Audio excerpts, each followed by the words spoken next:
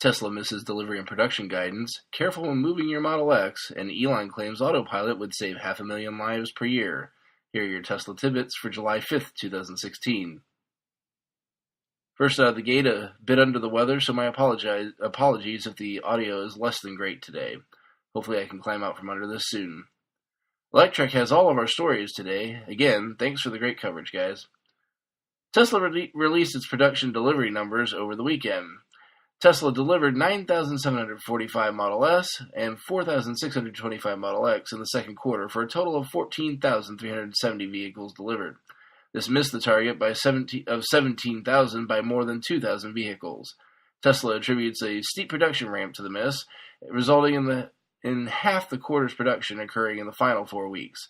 As a result, 5,150 vehicles were in transit at the end of the quarter, far more than usual.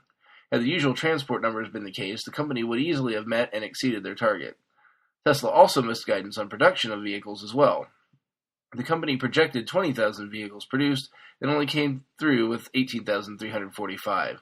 For the first time, Tesla has delivered fewer cars in consecutive quarters and still maintains that it will deliver 50,000 vehicles in the second half, while it has yet to approach a quarter in which it has produced 25,000 vehicles, the average needed to accomplish this goal. Even if they're able to, this means that the company will be hitting the low end of its 80,000 to 90,000 yearly guidance. Here's hoping they're able to hit it. You can now drive the Model X while its wings are up. While this allows for convenient short moves of the car if warranted, there are downsides to this. As a public service announcement, you should probably make sure that you have clearance.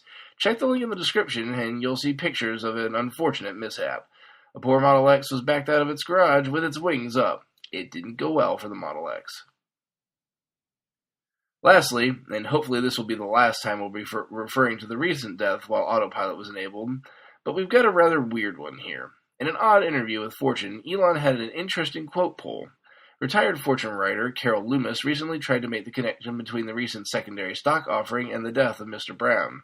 Loomis's article posits that the information of the crash should have been made public as part of the stock offering because it was material information to the company.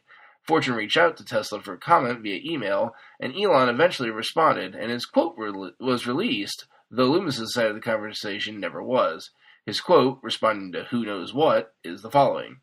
Quote, "Indeed, if anyone bothered to do the math, obviously you did not, they would realize that of the over 1 million auto deaths per year worldwide, approximately 500,000 people would have been saved if the Tesla Autopilot was universally available. Please take 5 minutes and do the bloody math before you write an article that misleads the public." End quote. But Elon wasn't done. He further took to Twitter to blast the publication's top editor with 2 tweets to Mr. Alan S. Murray. Quote, "Yes, it was material to you. BS article increased your advertising revenue.